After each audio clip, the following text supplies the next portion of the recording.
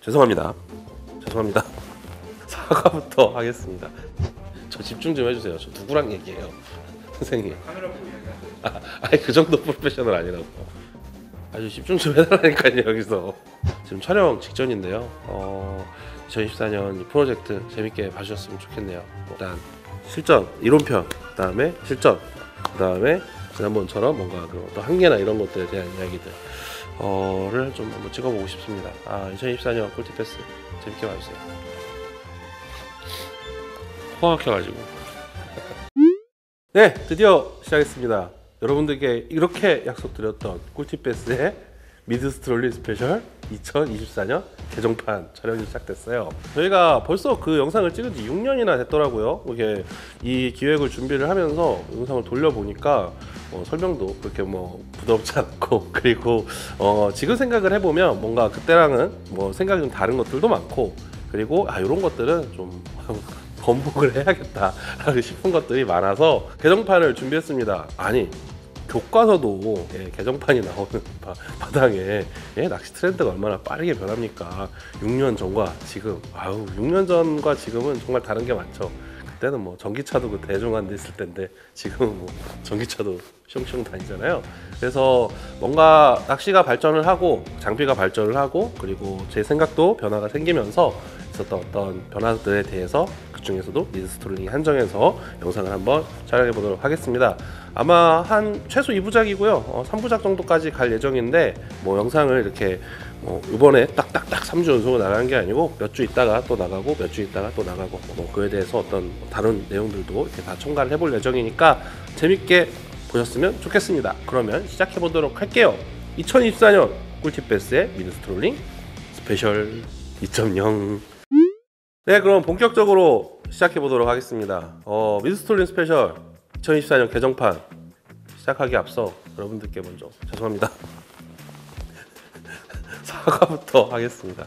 예전에 6년 전에 저희가 영상을 찍을 때 그때는 제가 정말 맞다라고 생각하고 여러분들한테 말씀드린 내용들이 있었어요. 근데 이게 시간이 지나면서 제가 OSP 스텝도 하고, 그리고 이제 런커에 많은 이제 렛 디자인 관련되어 있는 낚시 잘하는 이제 JB 탑 프로들도 만나고, 남익기 사장님 만나고, 남익기 사장님이랑 같이 왔던 우리 하야시 선수 이렇게 만나서 얘기를 해보고 나니까 제가 미드스트롤링에 대해서 갖고 있었던 생각이 정말 많이 변하고, 그리고 라인이나 이런 것들에 대한 생각들, 그리고 또 구성에 대한 생각이 정말 많이 변했어요.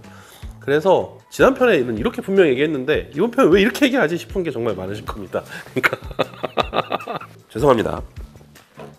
그러면 진짜로 시작을 해볼게요. 제가 제일 많이 바뀐 거, 제일 크게 바뀐 건 첫 번째 바로 라인입니다. 미드스트롤링이라는 테크닉을 조금 더 자세하게 그리고 간결하게 설명을 해보면, 라인과 로드웍을 이용을 해서 중층에 떠있는 가벼운 지그헤드 리그를 스트롤링 시키는 거예요. 미드스트롤링이죠. 떠돌아다니게 만들어주는 거예요. 그때 우리가 하는 어떤 테크닉은 주로 쉐이킹입니다. 그러니까 지그헤드 쉐이킹과 미드스트롤링을 구분해서 쓰는 방법이 정말 되게 중요한 건데, 지그헤드 쉐이킹은 기본적으로 바닥을 찍고 탁탁탁탁탁 흔들어주는 형태라고 생각을 하면, 미드스트롤링은 이걸 중층에서 쉐이킹을 해주는 느낌으로 생각을 하시면 돼요. 이 로드웍이 이렇게 되고 이렇게 되고 이렇게 되고 이렇게 다 필요 없습니다. 그냥 이 라인을 이용을 해서 쉐이킹이라는 움직임을 전해줘서 떠있는 상태로 천천히 이동하게 해서 오랫동안 보여준다라는 개념으로 생각을 하시면 돼요. 근데 이렇게 하는 데 있어서 제가 제일 크게 바뀐 건 바로 라인 부분입니다. 지금 저는 이 0.6파운드 합사에 1.5 쇼크리더를 이용을 한 형태의 태클을 구성을 해갖고 사용을 하거든요. 근데 예전에는 제가 분명히 뭐라고 했냐면 4파운드 위주의 그거보다 조금 더 가늘거나 조금 더 굵은 카본 라인을 사용하는 게 가장 적합하다라는 이야기를 했어요. 그때는 그렇게 생각을 했습니다. 왜냐하면 꼭 그렇게 써야만 밖에서 로드를 흔들어서 이렇게 정상파 모양, 물결 형태의 슬랙 라인의 모양을 만들어서 얘한테 이렇게 해줄 수 있다는 생각을 했거든요. 이 채비에다가 이런 움직임을 전달. 근데 실제로 해보시면요, 밖에는 얼마든지 이런 물결 모양을 만들 수 있어요, 라인을. 근데 물 속에 있는 라인은 물결 모양으로 움직이지 않습니다. 아니, 물에 저항이 있잖아요. 그러니까 이게 그 움직임이 전달되지 않죠. 물 속에 있는 라인은 그냥 이런 식으로 왔다 갔다만 해요. 앞뒤로만 이렇게만 왔다 갔다 한다고요. 그러니까 물 밖에 있는 부분을 A, 물 속에 있는 부분을 B라고 하면, A가 아무리 이렇게 하고 있어도 B 부분은 이렇게만 왔다 갔다 한다라는 거죠. 그러니까 여기 있는 이 루어 친구는 결국 이 당겨지는 힘밖에 받지 않아요. 근데 왜 그럼 이렇게 했느냐? 리듬입니다. 그 통통통통통통통 하는 리듬을 줘야 되기 때문에 물결 모양으로 설명을 했던 게 아닌가, 그렇게 하면 이루어졌던 게 아닌가라는 생각을 지금에 들어서는 해요. 그러니까 사실은 뭐 전 영상에서 말씀드렸던 종액션이나 횡액션에 대한 뭐 그런 이런 것보다는 중층에서 쉐이킹을 주기 위해서 라인을 탕탕탕탕탕탕 쳐주는 그걸 설명하고자 이런 물결 모양을 이야기했던 거지, 그 물결 모양을 만들지 않는다고 해서 미드 스트롤링 운영을 할 수 없다거나 혹은 물결 모양을 만든다고 해서 무조건 미드 스트롤링의 운영이 된다거나 하는 건 아니에요. 아시겠죠? 그래서 합사도 가능합니다. 자, 그럼 합사가 가능하단 말이죠. 그러면 굳이 카본을 쓸 이유가 있느냐? 있죠. 카본을 쓰면 편리합니다. 4파운드 카본을 쓰면 편리하죠. 그런데 카본을 사용하면 그 한계가 엄청 빨리 와요. 첫 번째는 챔질할 때 오고요. 두 번째는 랜딩할 때 옵니다. 챔질을 강하게 할 수 없기 때문에 바늘을 확실하게 걸 수가 없어요. 라인 자체가 약하니까. 그리고 바늘을 확실하게 걸 수 없기 때문에 랜딩하다 털리는 경우도 많아지고요. 결과적으로 큰 고기를 걸었을 때 라인이 터지는 경우도 정말 많다라는 거죠. 그러니까 합사의 쇼크리더를 사용을 하면 제가 전편에서 말씀드렸던 이 한계, 미드스트롤링의 한계를 뛰어넘을 수 있어요. 극복할 수 있습니다. 다만 쇼크리더를 묶는 엄청 귀찮음이 있고 합사를 관리해야 되는 번거로움이 있죠. 근데 터트리거나 떨구거나 털리는 것보단 제 생각엔 그게 낫다 라는 생각에 저는 합사로 넘어왔고요. 그리고 사용을 하고 있습니다. 두 번째는 로드인데요. 로드는 지금 제가 WSS66 라이트 와일드사이드 모델을 쓰고 있어요. 근데 제가 예전에는 울트라 라이트만 사용하는 게 좋다, 내지는 울트라 라이트가 메인이다 라는 생각을 했는데, 지금은 라이트 스펙으로 이렇게 파워를 좀 올리더라도 충분히 좋은 운영이 가능하다라는 생각이 들어요. 왜냐? 일단 합사를 사용하기 때문에 굳이 낮은 스펙의 로드를 사용할 필요가 없습니다. 합사를 사용하기 때문에 비거리가 충분히 뽑히거든요. 그러니까 좀 파워가 올라오더라도 비거리 부분에서 어떤 목마름이 좀 사라져요. 그래서 일단 파워를 올린 거고요. 파워를 올리기 때문에 얻는 이점들이 있죠. 고기의 초기 제압이 엄청 좋습니다. 일단 로드가 많이 먹지 않기 때문에 고기를 걸고 고기에 머리를 돌리는데 아주 효과적이에요. 그리고 한 가지 더, 합사를 사용을 하고 파워가 올라가면 아까 말씀드렸던 바늘거리가 안 되는 그런 단점들도 해결을 할 수가 있어요. 그러니까 바늘거리도 확실히 좋아지고 랜딩 과정에서 안정감도 좋기 때문에 저는 로드 파워를 조금 더 올리는 걸 좀 선호합니다. 그리고 한 가지 더 되게 중요한 부분인데요. 좀 뒤에 설명을 하겠지만 루어가 조금 더 무거워지고 지그헤드 리그를 32분의 1온스 위주로 사용을 하지만 조금 더 루어가 무거워지고 헤드도 무거워져도 충분히 그 부분에 대해서 대응을 할 수 있어요. 그래서 제 생각에는 라이트 스펙을 위주로 그보다 높거나 그보다 낮은 정도를 사용을 하는 게 맞다라는 생각이 가면 갈수록 들고 쓰면 쓸수록 더 확실해지고 있는 단계입니다. 그래서 여러분들도 만약에 합사 구성이 가능하다면 그 전제 하에는 스펙을 라이트 이상으로 올리는 것도 한번 고려해 보시기를 권합니다. 그럼 로드 이야기를 조금 더 해볼까요? 저는 지금 라이트 스펙으로 하는데, 라이트 파워 로드로 하는데, 그러면 미드 스트롤링 하면은 또 솔리드 팁 이야기가 자연스럽게 나오잖아요. 저는 그냥 일반적인 튜블러 팁의 로드를 쓰는데 솔리드 팁 로드 써야 되지 않나요? 이런 생각 하시는 분들 분명히 있습니다. 예, 맞아요. 솔리드 팁 로드를 베스 낚시에서 사용하는 이유는 중층에 떠있는 루어를 물었을 때 입질 파악이 유리하기 때문이에요. 선명하게 들어옵니다. 그렇기 때문에 솔리드 팁 로드를 베스 낚시에서 사용을 하죠. 다만 다른 장르의 솔리드 팁과 좀 다르게 되게 말랑말랑하지 않은 하드 팁의 딱딱한 솔리드 팁 로드를 써요. 그래서 써보시면 이 베스용 솔리드 팁 로드는 이런 거구나 라는 생각을 하시게 될 거예요. 그래서 이 로드를 쓸 때 솔리드 팁을 사용을 하면 미드 스트롤링에서 중층에 떠있는 운용의 특성상 고기를 딱 입질이 들어올 때 입질 파악이 조금 더 용이하다라고 생각을 하시면 되고요. 그러면요, 길이는요? 라는 생각을 또 할 수 있습니다. 6.6피트 말고요, 이것도 어쨌든 던져서 감는 거고 오랫동안 보여주는 거니까 멀리 던지면 그럼 더 좋으니까 뭐 한 8피트 정도 되는 로드로 하면 안 되나요? 저도 그 생각을 많이 했었죠. 근데 아까 앞서 말씀드렸던 것처럼 로드 팁 부분을 정확하게 섬세하게 딱딱딱딱딱딱딱 움직여주는, 그 범위 안에서 움직여주는 게 중요하다라는 이야기를 했었잖아요. 왜냐면 이 미드 스트롤링 자체가 일정한 템포로 탕탕탕탕 쳐줘야 하는데 이 폭이 많이 변하면 안 돼요. 막 이렇게 치면 안 되거든요. 일정하게 쳐야 돼요. 일정한 범위에서 계속 움직여줘야 되기 때문에 로드가 길어져서 내가 움직일 수 있는 손목 각도는 일정한데 저 끝에 값이 막 변한다면, 그쵸? 길어질수록 끝은 더 많이 움직이게 되니까요. 그렇게 된다면 일정한 움직임을 주는 데에 조금 무리가 올 수 있습니다. 물론 내가 정말 정확하게 컨트롤할 수 있다면 가능하겠지만 낚시가 그만큼 불편해진다는 거죠. 그리고 그렇게 됐을 때 이 루어에게 주어지는 힘이 일정하게 계속 주어지는 게 아니라 편차가 점점 생긴다면 이렇게 위아래로 움직이는 것도 많아질 거고요. 좌우로 흔드는 형태에서의 움직임도 부자연스러워질 수 있거든요. 그러니까 그런 일정한 움직임을 유지하기 위해서 너무 긴 로드는 좋지 않다. 그러면 짧은 로드가 유리한가? 짧은 로드 유리하죠. 그런데 또 너무 과도하게 짧아지면 요것도 약간 단점이 생기는 게 비거리가 너무 짧아지는 또 단점이 있기 때문에 제가 생각하기에는 6.5피트를 기준으로 앞뒤가 괜찮은 것 같습니다. 너무 과도하게 뭐 한 7피트 이건 아닌 것 같고요. 6피트 밑에도 사실상 비거리 때문에 손해를 너무 많이 보니까 6.5피트를 기준으로 요 정도 느낌으로 로드 길이를 선택하시면 좋을 것 같아요. 자, 그럼 라인하고 로드 이야기를 했으니까 릴 이야기를 잠깐 해볼까요? 사실 미드스트롤링 운영에서 가장 장비를 덜 타는 게 릴이에요. 뭐 릴은 좀 저가형을 쓰더라도 그렇게 큰 문제가 생겨나지 않습니다.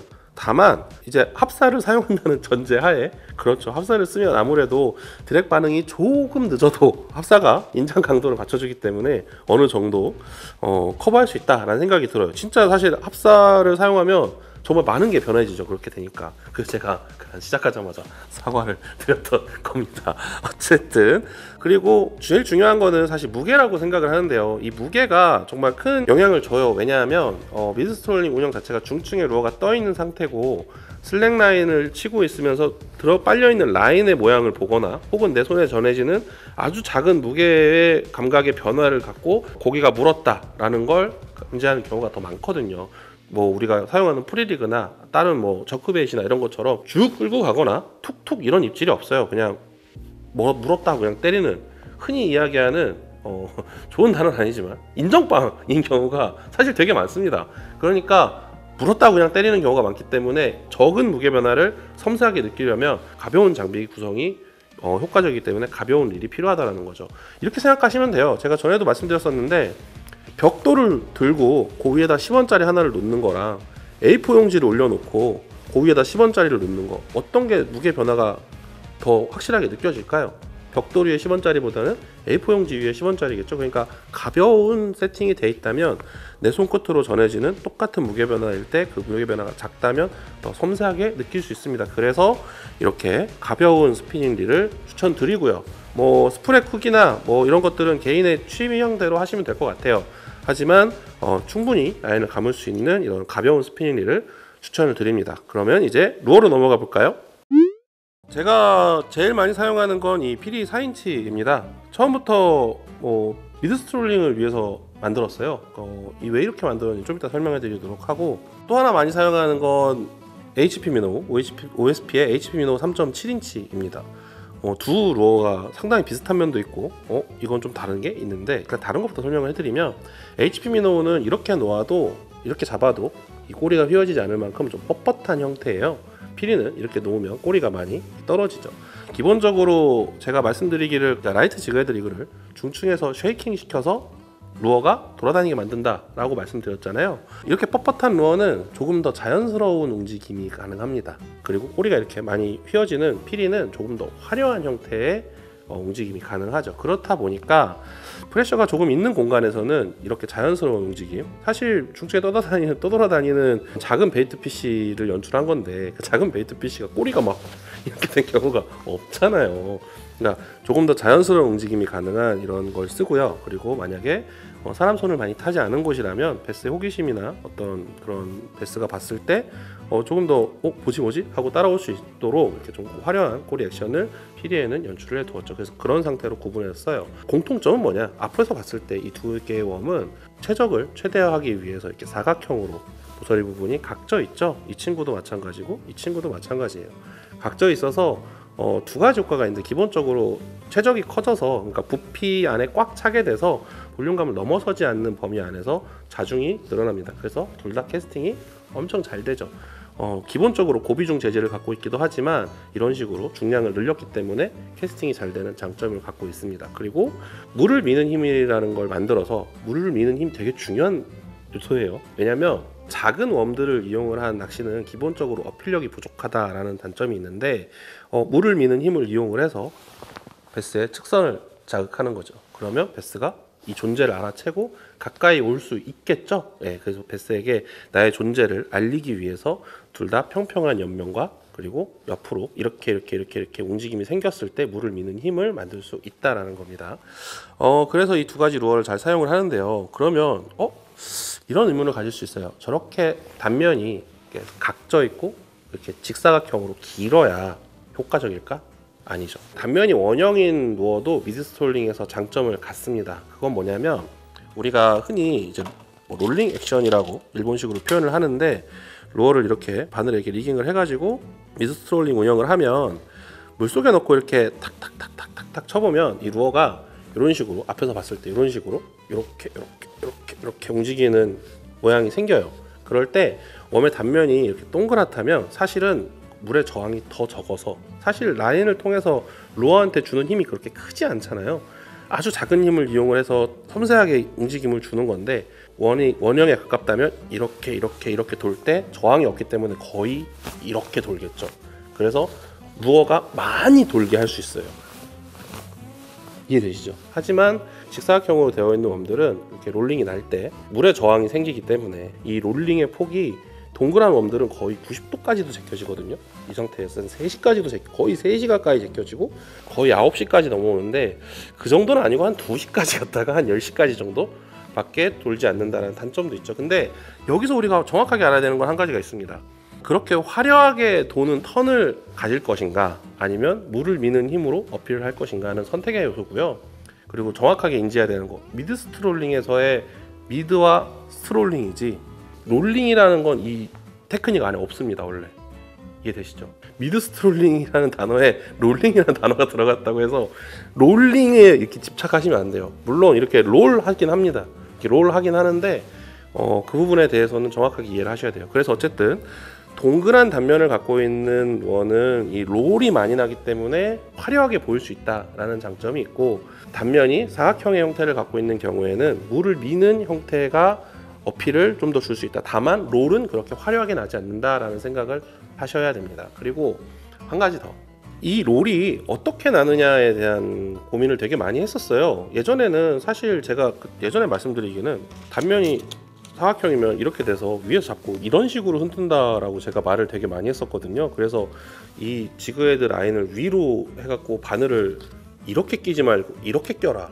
라고 제가 얘기를 했었는데, 한 가지 확실한 건 이 리그가 대충 한 3g, 4g 정도 나간다고 하면 32분의 1온스 기준으로 대충 지그헤드가 많은 무게를 밀도를 차지하잖아요. 그러니까 지그헤드의 헤드를 기준으로 중심점이 분명히 잡힐 거예요. 그리고 그 중심선을 기준으로 회전을 이렇게 롤을 할 겁니다. 그 롤을 하는 걸 생각을 하시고, 지그헤드 무게가 이 롤을 하는 것에 어느 정도 중심이 되는구나 라는 개념은 꼭 갖고 계셔야 돼요.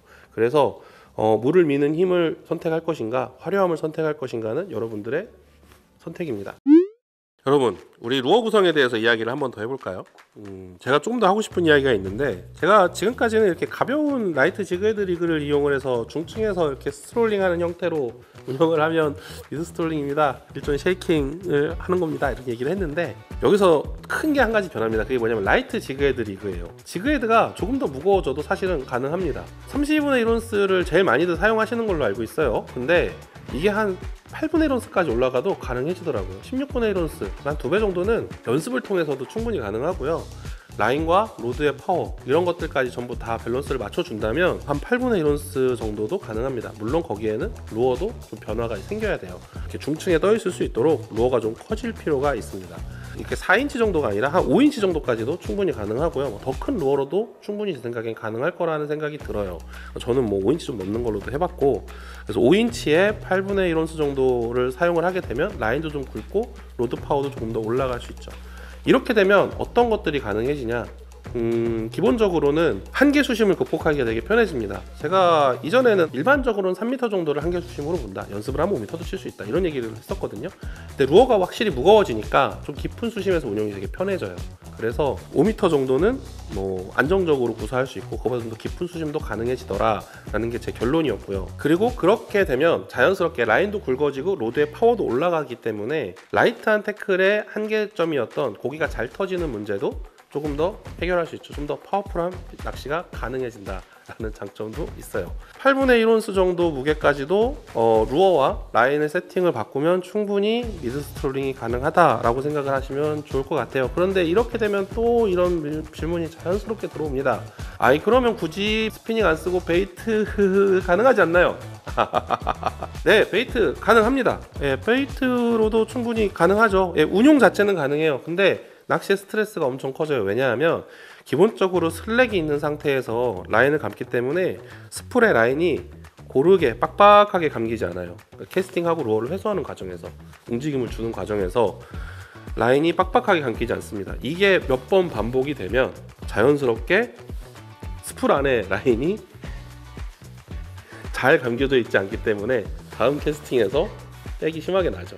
그러니까 베이트로 불가능한 건 아닌데 스풀 안에 있는 라인을 관리하는 게 매우 까다롭다. 그렇기 때문에 베이트는 추천하지 않는다라는 결론에 또 다다릅니다. 그러니까 라인 좀 더 굵어지고 무게도 좀 더 늘어나니까 베이트도 가능하지 않나? 가능하죠. 하지만 스풀 안에 있는 라인에 감겨있는 상태를 일정하게 관리하기가 어렵기 때문에 비추어 드리는 거예요. 아, 벌써 댓글이 예상이 됩니다. 이거 되나요? 저거 되나요? 이 장비 이거 뭐 이거에 이거 더하기 막 더하기 릴 더하기 로드 더하기 라인 더하기 이 구성으로 가능할까요? 가능합니다.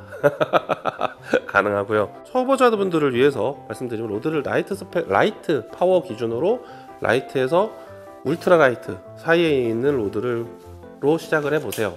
뭐 조금 더 진화가 된다면 라이트 파워보다 조금 더 강한 걸로도 하실 수 있게 될 거예요.